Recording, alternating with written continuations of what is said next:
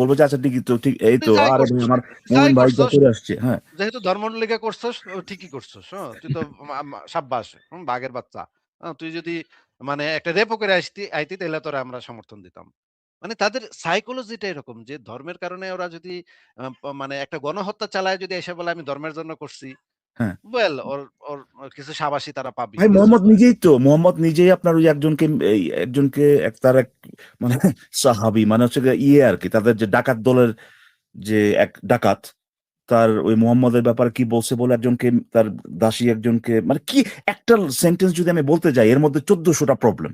প্রথম হচ্ছে তার ডাকাতি করতে ওরা বলে সাহাবি, আবার তার রাখছে দাসী, আবার সেই দাসীর সাথে সেক্স করে তারা বানাইছে প্রেগনেন্ট, আবার তার মানে ইয়ে তলর দিয়া খুন করে ফেলছে। মানে একটা, আমি যদি একটা ঘটনা এক লাইনে বলতে যাই সেখানে ভাই 4টা প্রবলেম, আমি প্রতি মুহূর্তে মুহূর্তে থামতে হয়, তারপরে বলি আর কি।